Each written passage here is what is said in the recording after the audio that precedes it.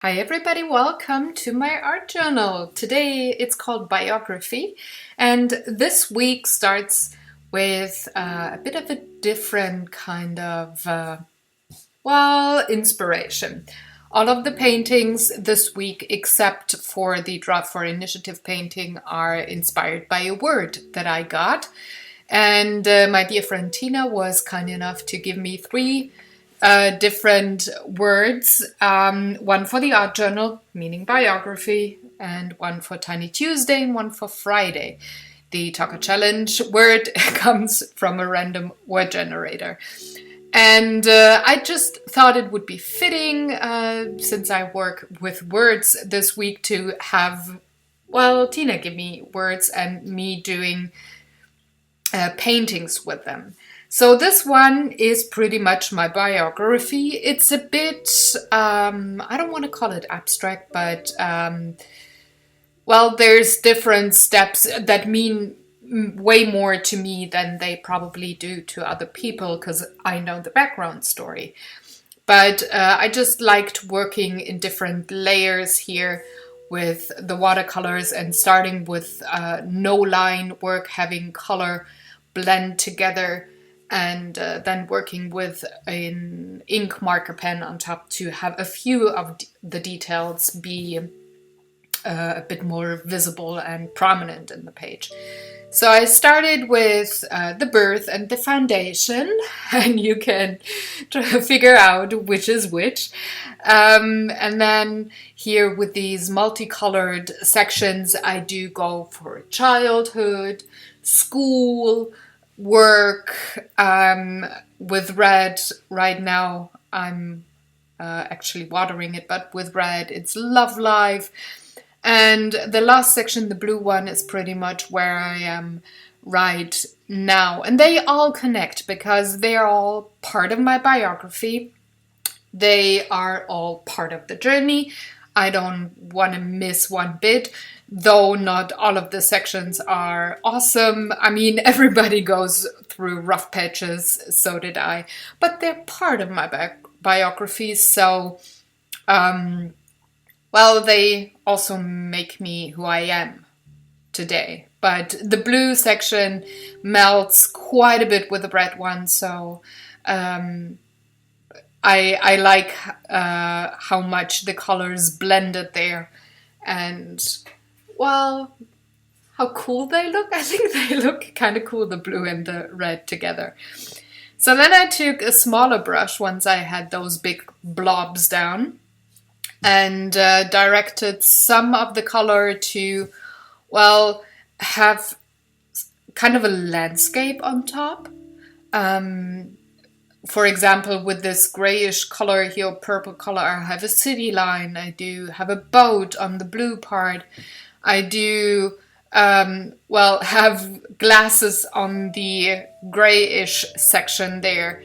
And I'm just using water to drag the watercolor paint upwards, and I'm not using any other colors than I do have in these blobby sections that I made for my biography path. For the trees on top, the ones that I'm coloring right now, I did take watercolor and did not direct color from the blobby section upwards. I wanted to have this light ochre tone, and I couldn't work with the colors that I had in the biography section there. So I really like this no line coloring and just letting the colors blend, have light and shadow, have sections more saturated, others not. I really liked how that turned out. There's a lot of blooming going on, but I don't mind, since I think it does add quite a bit of interest on the page. So far, now that I'm letting everything dry and speeding it up with my hair dryer, it looks pretty much just like a weird colored background.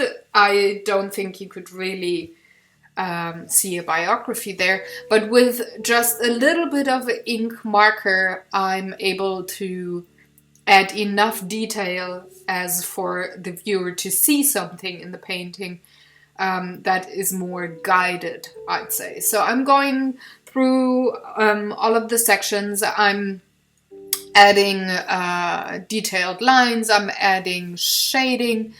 I'm also adding roots, especially on the trees or cracks on concrete, just to, well, show that what I've experienced in my life is not just on the surface, but it seeps down into my foundation or into my inner core of being, whatever you want to call it.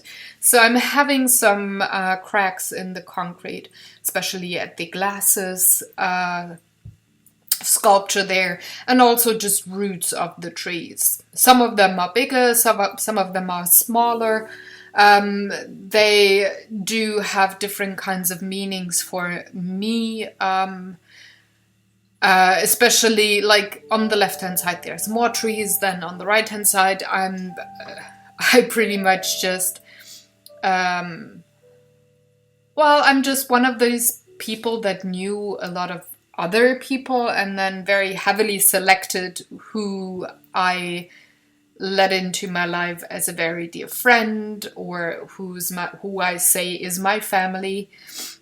And the more I get to the right hand side, the lesser and lesser people there are, because I'm so selective with whom I spend time with. So that's a very important thing in my biography. And I think with these fewer and fewer trees, it's just, well, a nice way of depicting that, I think.